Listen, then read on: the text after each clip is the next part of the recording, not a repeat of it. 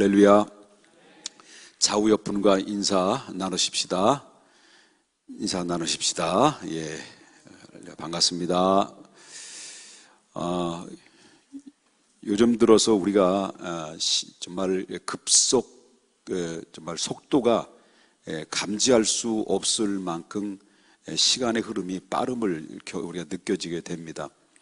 나이가 더 먹으면 먹을수록 시간의 빠름을 더 느껴지는데, 여러분들은 어떻게 살아오신지 잘 모르겠습니다만은 저는 한 주 한 주가 마치 하루를 지난 것처럼 그렇게 느껴질 만큼 빨리 지나고 있습니다. 언제나 어느 때나 목회자의 고민은 설교에 대한 고민입니다. 차라리 대학 교수나 될 걸 할 때 그럴 때도 있습니다. 왜냐면 교재 가지고 연구한 그 교재 가지고 아이들은 바뀌는데 교재는 거의 안 바뀌면서 했던 얘기 또 하고 다음 애들 또 하고 내년 또 하고 이렇게 하는 것이 바로 교수와의 일이지 않겠는가 생각이 되는데, 매주마다 찾아오는 성도님들에게 매주 다른 말씀을 증거해야 된다라고 하는 이런 고민들이 있다 보니까, 이런 말씀 준비나 한 번 편의 설교를 준비할 때 어떤 연구하는 분은 한 편의 목사가 설교를 한 편의 설교가 노동 7시간에 노동하는 노동에 걸맞게 소모를 한다라는 그런 이야기를 합니다. 저를 알아달라는 것이 아니라 그만큼 저에게도 영역이 딸리거나 또 힘들면 그만큼 또 때로는 고민도 하고 있습니다. 그런데 웬일인지 왜 이렇게 빨리 돌아오는지, 뭐가 주일이 빨리 들어오고 또 금요 기도회가 빨리 들어오고 이런 것을 느껴집니다.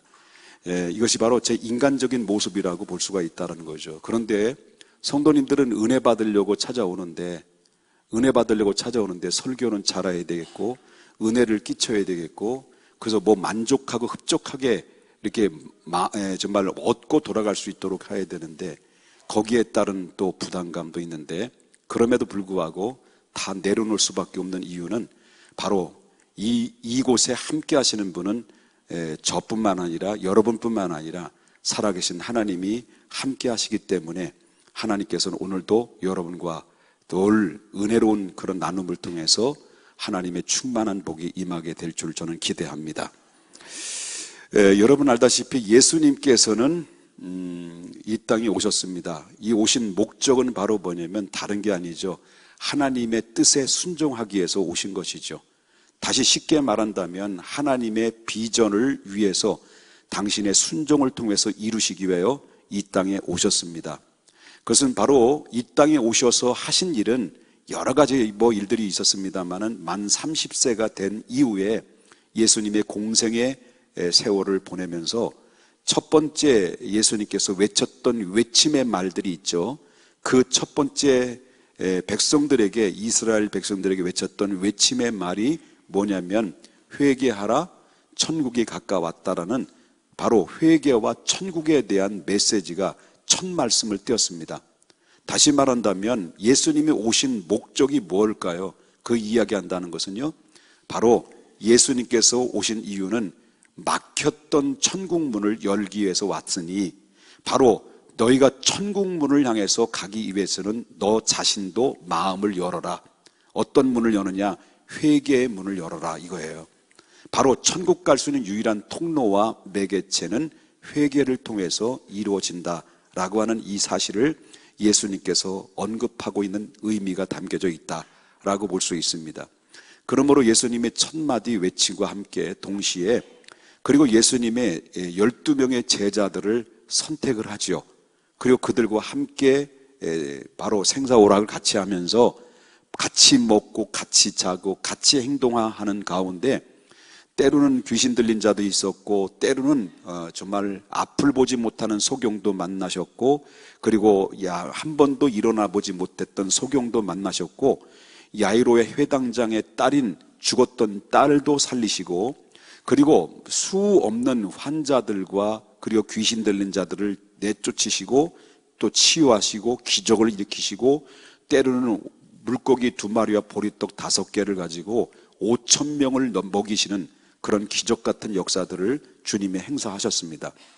바로 예수님께서는 그들에게 떡을 주고 치료하신 궁극적인 목적은 예수님은 당신을 드러나기 위해서 예수님께서 그렇게 행한 것이 아니라 그로 인해서 바로 무엇을 제공하려고 하는 것이냐면 바로 저들에게 천국을 알리고 하나님 나라를 선포하기 위한 궁극적인 목적이었다라는 것을 여러분은 너무나도 잘 아실 거라고 생각이 됩니다.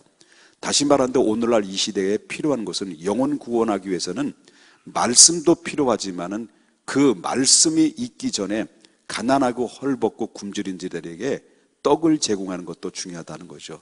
배고픈 자에게 필요한 것은 떡이고 배고픈 자에게 배부르게 할 수 있는 무기는 바로 뭐냐면 먹을 떡입니다. 다시 말한다면 영적으로 굶주려 있는 자들에게 제공할 수 있는 것은 바로 뭐냐면 하나님의 말씀이기 때문에 그렇습니다. 그렇기 때문에 예수님이 이 땅에 오셔서 그 이야기 하셨고 그 다음에 드디어 예수님께서는 사역을 많이 감당하시다가 제자들을 데리고 기도하러 갔습니다. 기도하러 가는 가운데서 예수님께서 제자들에게 이런 질문을 합니다. 얘들아, 사람들이 우리를 바라보고 있지 않니? 그렇다면 사람들이 우리를 볼 때 그리고 또 나를 볼 때 누구라고들 이야기하더냐? 라고 했을 때 제자들이 들렸던 소문들이 있을 거 아니에요. 수많은 사람들이 예수님을 따른 자들 뿐만 아니라 주변의 유대인들이 예수님을 바라보는 관점이 무엇인가를 제자들은 들어서 알 수 있을 거 아닙니까?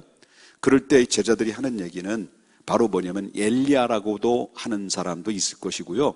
그 다음에 세례 요한이라고 하는 사람들도 들려주고요. 아니면 선지자 중에서 다시 살아난 선지자 중에 한 사람이라고 이야기도 하는 사람들도 있습니다. 라고 하는 거예요.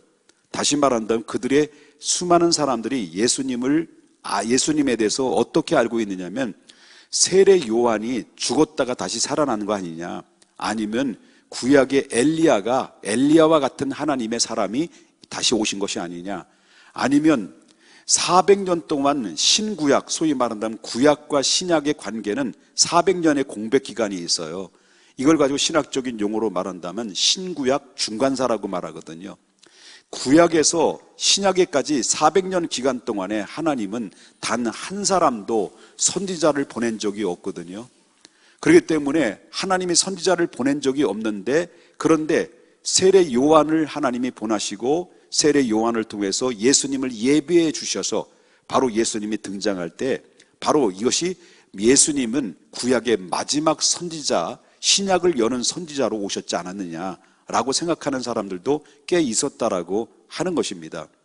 자, 그런 가운데 있었을 때 분위기가 기적을 일으키죠, 이적을 일으키죠, 귀신을 내쫓이죠, 오병이어 역사를 일으키죠, 하다못해 죽었던 사람을 주님의 말씀의 능력으로 그를 일으켜 세워서 다시 살려내시죠.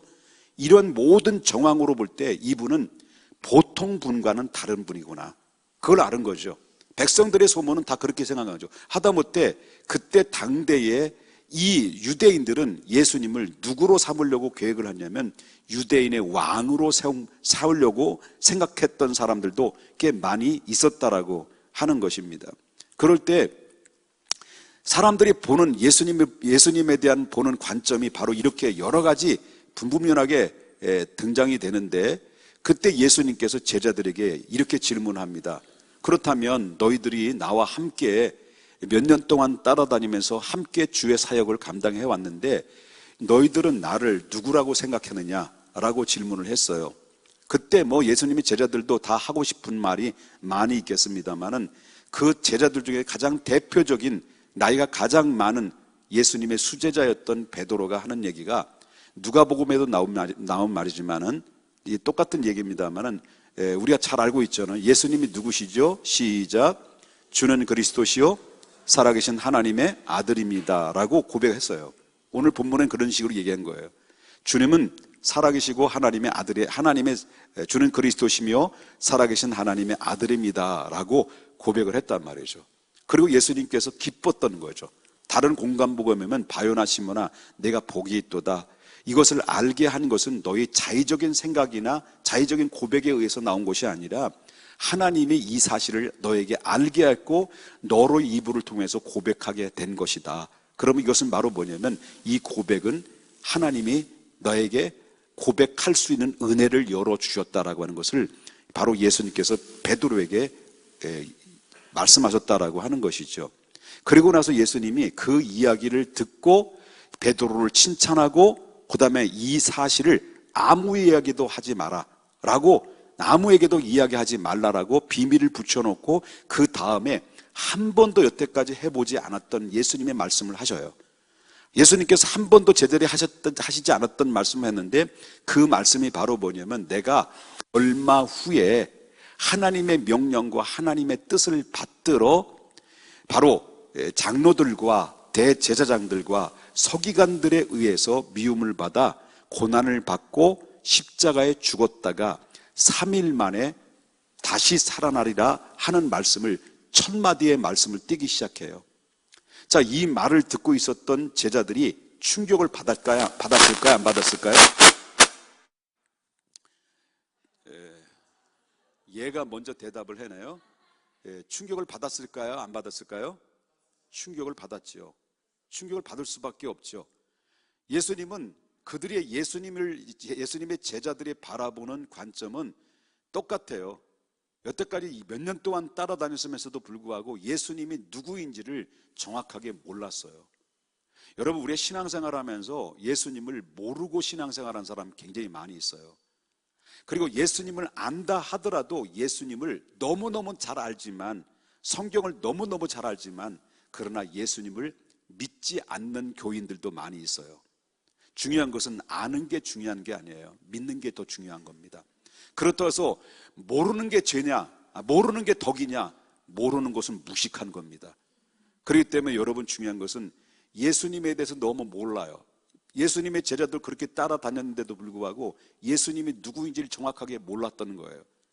그런데 내가 얼마 후에 장로들이나 대제사장들이나 아니면 또 서기관들에 의해서 미움을 받아 내가 고난을 당하고 십자가에 못 박혀 죽었다가 3일 만에 부활하리라 라는 말씀을 선포하고, 그러면서 예수님이 하시는 말씀이 이렇게 말씀하셔요. 제자들에게, 너희가 장차 나를 따라오려거든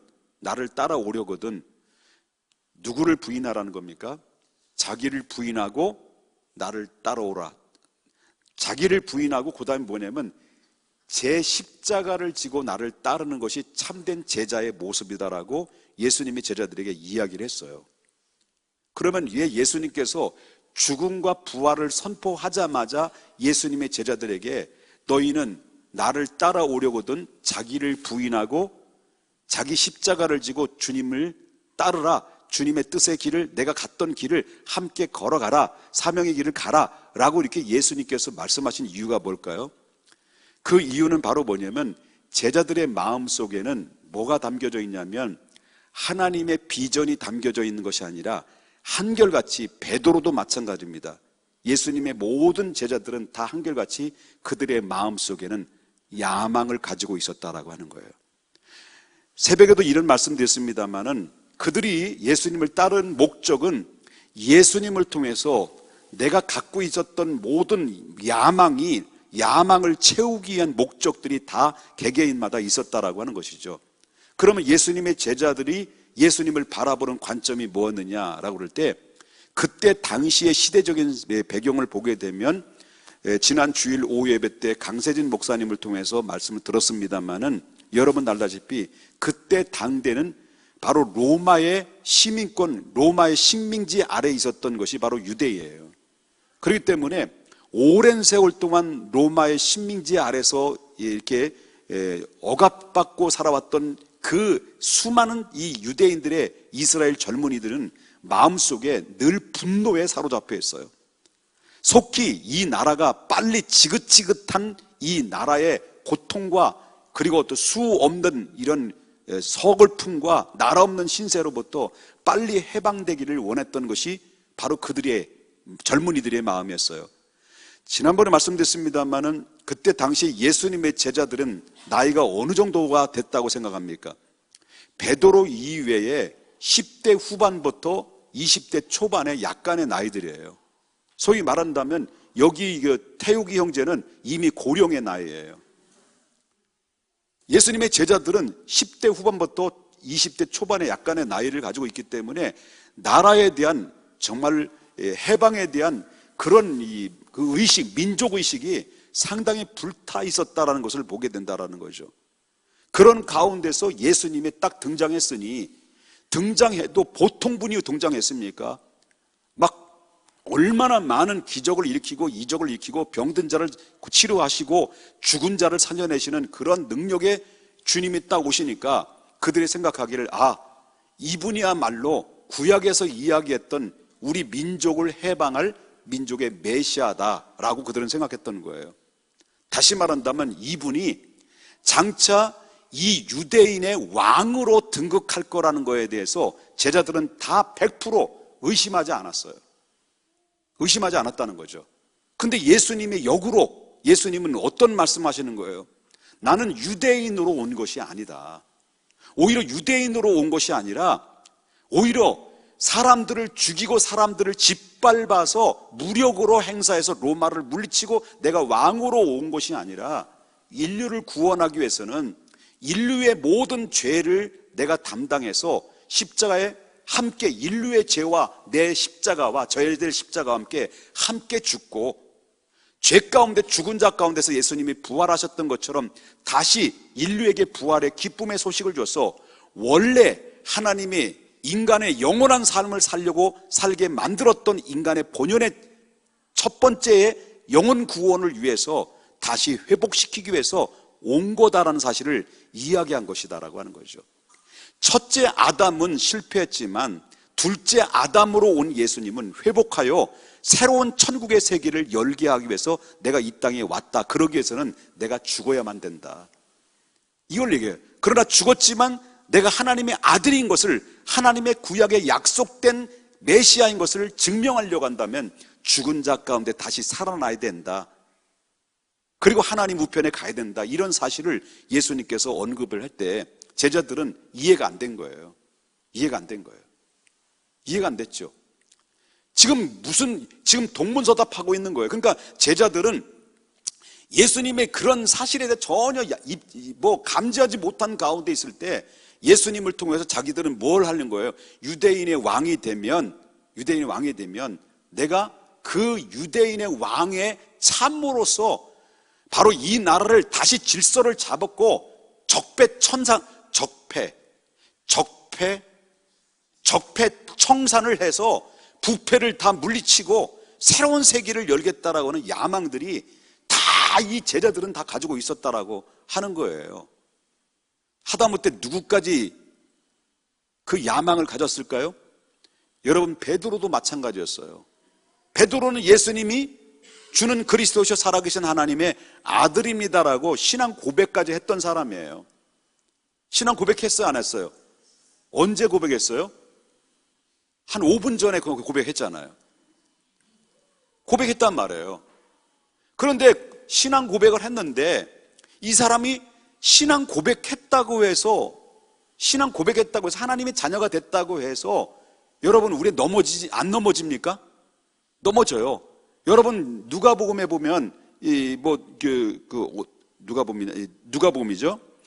누가복음, 마태복음이죠. 마태복음에 보면 16장에 나오는 말씀이에요.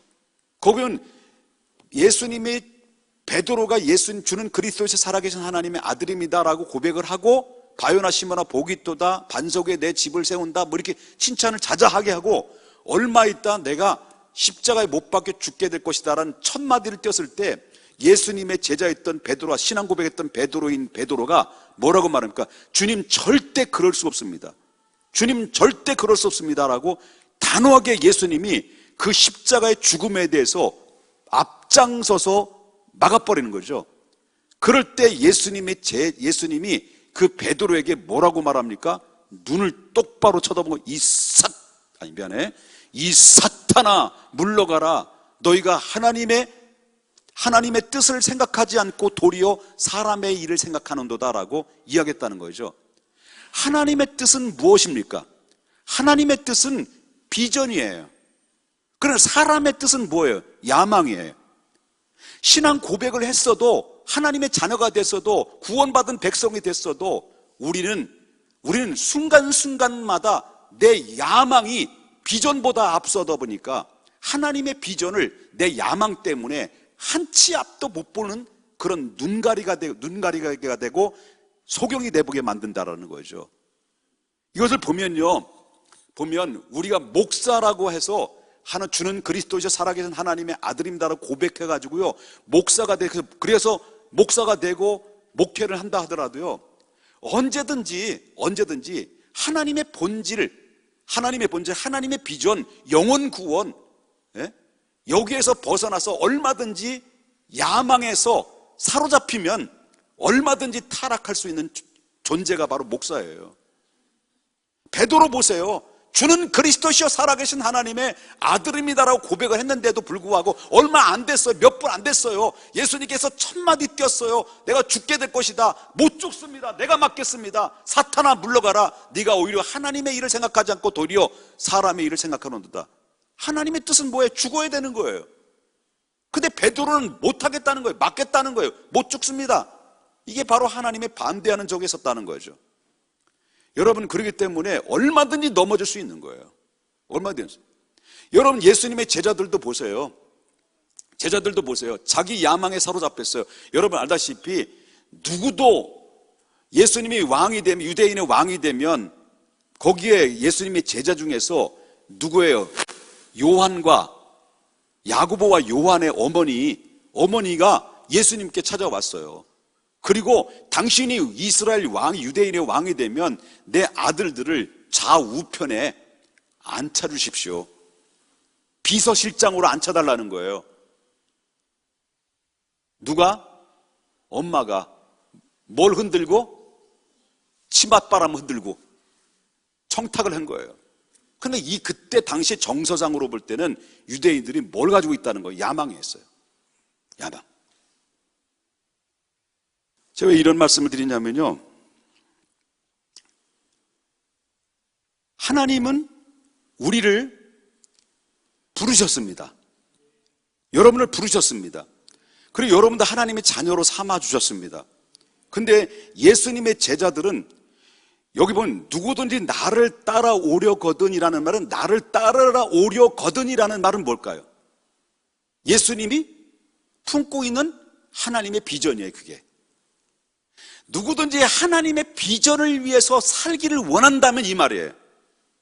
그렇다면 예수님이 말씀하신 것은 누구든지 하나님의 비전대로 비전만큼 비전을 위해서 살기를 원한다고 한다면 절대로 너의 야망을 내려놓지 않고는 하나님의 비전을 향해 살 수가 없다는 얘기예요. 그 얘기를 하신 거예요. 그러면 하나님의 비전이 뭘까? 하나님의 비전은 뭘까요? 하나님의 비전은 자기를 부인한다는 말은 누가 먼저 자기를 부인했을까요? 미리 대답을 먼저 했네. 성질 급해가지고. 예수님이 먼저 자기를 부인하셨잖아요. 어떻게 부인하셨을까요? 빌립보서에 보면 그는 하나님의 본체시나 동동됨을 취할 것을 여기지 아니하시고 뭐예요? 하늘의 보좌에서 내려오셨어요. 스스로 사람의 몸을 입고 종의 몸으로 오셔서 하나님께서 내려오시는 그 참된 영혼 구원을 위해서 아버지 하나님의 뜻을 받들어 뭐까지 순종했다는 거니까 십자가에 죽기까지 순종하신 거예요. 이게 바로 예수님의 품고 있었던 비전이고, 그 예수를 통해서 바로 십자가를 짐으로 말미암아 모든 인류에게 구원의 길이 활짝 열리게 하셔서 이 복음의 소식이 땅끝까지 전파돼서 이 소식이 다 전해 듣고 주님 앞에 돌아와 예수 믿고 영혼 살리고자 하는 하나님의 뜻을 성취하려고 예수님 오신 거예요. 그리고 그 뜻을 이루신 분이에요. 그러면 우리가 예수님의 제자들도 에게 말씀하신 그 궁극적인 목적은 바로 뭐냐면, 너희가 이와 같이 내가 하나님의 비전으로 이 땅에 와서 죽기까지 하나님의 뜻에 복종했던 것처럼 그로 인해서 많은 영혼들이 구원받았다고, 구원받을 수 있는 길이 열어놨다고 한다면, 나는 열어놨다면 너희들은 앞으로 그들에게 찾아가서 이 구원의 기쁨의 소식을 알리는, 그리고 증명하는 증인이 되는 삶을 네가 살아서 앞으로 훗날의 모든 세대에 바로 이 복음이 편만하게 되어서 구원의 은총이 활짝 열리도록 앞으로 남은 사역을 너희들이 감당해야 된다라고 하는 이런 사실을 예수님이 제자들에게 주신 얘기죠. 그렇다면 말씀을 좀 맺겠습니다. 우리가 많은 사람들이 신앙생활을 하면서 이제 제가 새벽에도 이렇게 새벽 기도 때 말씀하신 거 반복적인 얘기할 때 목사님 설교할 게 그렇게 없습니까? 그것도 재탕하십니까? 라고 생각하지 마시고요. 아닙니다. 설교는 자꾸 들어도 좋습니다. 여러분, 이 케네디 대통령이 대통령 당선이 됐을 때 뭘로 됐을까요? 한마디 때문에 당선된 거예요. 몰리다가 뭐라고 말하냐면 국가가 백성을 위해서 무엇을 해주기를 바라기보다는 백성이 국가를 위해서 무엇을 할 것인지를 먼저 생각하라. 이 한마디 때문에 대통령이 된 거예요. 똑같은 거예요. 저와 여러분이 신앙생활하면서 맨 처음에 신앙생활하는 사람들은, 예수 믿는 사람들은 물론 예수님을 통해서 내가 마음의 안정도 찾고, 예수님을 통해서 내 가정의 평안을 찾고, 예수님을 통해서 내 마음의 기쁨도 있고, 우울한 마음도 치료도 받고, 또 기도의 제목들이, 제 기도의 문제들이 해결됐고, 이렇게 되는 것이 초보적인 신앙 안에서 누구든지 가질 수 있는 거죠. 그런데 3년 동안 따라다녔어요. 그런데도 여전히 그 하나님의, 그 예수님의 제공하시는 그 비전을 깨닫지 못하고 예수님을 통해서 여전히 야망으로 자기 야망을 채우기 위해서 살아가는 제자의 모습처럼 오늘날에도 그렇게 신앙생활 하는 사람들이 얼마나 많이 있냐는 거죠. 교회에 나가서 예수님을 통해서 내가 원하는 욕심을, 내가 원하는 일들을 바로 성취하려고 하는 그 궁극적인 목적만 가지고 우리가 신앙생활을 한다고 한다면 그것은 바로 우리의 야망에서 벗어나지 못한 초보적인 신앙이다. 물론 그건 나쁜 게 아닙니다. 왜? 우리는 무엇이든지 내 이름으로 구하라. 우리는 하나님의 자녀는 하나님께 예수의 이름으로 구할 수 있는 자격을 주었기 때문에 기도해야 돼. 기도하고 하나님의 뜻을 받들어서 섬기며 하나님 앞에 응답을 받아야 되는 것은 사실이지만 그 궁극적인 본질적인 목적은 그게 돼서는 안 된다는 거죠. 이제는요, 성숙한 그리스도인이라고 한다면 이제는 내 야망을 내려놓고 주님의 우리에게 보여주신 하나님의 비전을 향해서 살아가는 것입니다. 그게 바로 뭐냐면 이제부터는 하나님 나만 봐주십시오. 하나님 나만 생각해 주십시오. 하나님 나에게 은혜 주십시오. 나에게 축복해 주십시오. 내 자녀들을 해결해 주십시오. 내 앞길이 열려지게 해 주십시오. 사업이 잘 되게 해 주십시오. 그리고 내 마음 편하게 해 주십시오라고 자꾸 나만 봐달라는 것이 아니라 이제는 바로 주님의 그의 나라와 그 의를 구하는 삶을 살아갈 때 진정한 영혼의 그 영원한 그 기쁨과 영원한 만족을 얻을 수 있는 행복한 삶의 미래가 보장받을 수 있다라고 하는 거죠. 여러분, 바울이 그렇다라고 하는 거예요. 자기의 모든 것을 내려놨습니다. 자기 야망을 다 내려놨어요. 마치 분토처럼 버렸어요. 배설물처럼 내던졌어요. 그리고 주님의 제롭게 제공하신 그 비전을 향해서 달려갔을 때는 그 길은 고난의 길입니다. 또 그 길은 정말 외로운 길입니다. 때로는 많은 사람들의 핍박도 받는 길입니다. 때로는 남들이 가지 않는 그런 고독한 길입니다. 때로는 그 길 때문에, 하나님의 비전 때문에 수없이 억울하게 매도 맞고 감옥에도 들어가는 길입니다. 그런데도 불구하고 바울의 입에서는 나는 왜 이렇게 고난을 받아야 되냐? 나는 하나님 앞에 열심히 일했는데, 열심히 헌신했는데, 열심히 전도했는데 나에게 돌아온 것은 매여, 감옥이요, 고난이요, 아픔밖에 왜 없느냐? 이렇게 단 한마디도 하지 않았다는 거예요. 나는 그럼에도 불구하고 감사하다. 나는 그럼에도 불구하고 나는 기쁘다. 나는 그럼에도 불구하고 나는 행복하다. 이 세상에 그 무엇보다 나는 행복한 존재다. 나는 예수 때문에 다 잃어버렸다. 나는 예수 때문에 이 모든 야망은 다 잃어버렸으나, 그러나 나의 가장 고귀한 것 십자가를 얻었고, 나는 고귀한 건 예수를 알게 됐고, 나의 고귀한 것 하나님이 내 사명을 알았기에 난 진정한 행복한 자다. 하나님은 여러분에게 비전을 주셨는데 사람은 비전만큼 살게 돼 있고 비전만큼 일하게 돼 있어요. 여러분, 행복하기를 원하시죠? 소리 질렀다고 여러분 화냈습니까? 여러분 행복하기를 원하시죠? 행복하기를 원한다면 이제 내 욕심 내려놓고요, 내려놓는다라는 것은 내 즐거움, 그리고 향락, 정욕, 그리고 쾌락, 이런 거를 내려놓으라는 거예요. 이런 걸 내려놓고 외롭지만 영적 전쟁에서 내 자신과의 싸움과 그리고 내 믿음을 지키기 위해서 그 길을 선택하라고 하는 거예요. 근데 외로운데, 근데 힘든데, 결단하기에 너무나도 힘들고 어렵지만 그걸 극복했는데 여러분 어떻습니까? 떳떳하죠. 하나하나씩 극복해 나갈 때마다, 하나씩 이겨낼 때마다 그 속에 내 속에는 떳떳한 마음이 생기게 되고 뿌듯한 마음이 생기게 되고 성취감에, 영적인 성취감에 우리에게 뭐가 찾아옵니까? 행복이 찾아오는 거죠. 나를 통해서 예수 믿고 천국에 갔으면 저가 바로 나의 면류관이다. 하나님 나라 갔을 때 그 면류관이다. 영적인 기쁨을 그는 이 땅에 잠시 누릴 낙보다도 다가올 영원한 미래에 대한 영적인 기쁨에 대해서 기대하면서 그는 감사했고 기뻐했고 그리고 행복했던 사람이 누구냐면 바울이에요. 여러분, 이런 바울 같은 믿음으로 살아가십시다. 고독하고 외롭지만 그 길은 바로 우리에게 참된 기쁨과 평안은 세상 사람들이 알 수 없는, 쾌락으로 알 수 없는 참된 평온함이 우리 안에 그만큼 안겨지게 되면 여러분, 부러울 게 어디 있겠습니까? 그저 행복한 것뿐이죠. 행복한 것뿐입니다. 이런 은혜가 여러분 안에 차고 넘쳐지시기를 주님의 이름으로 축복합니다.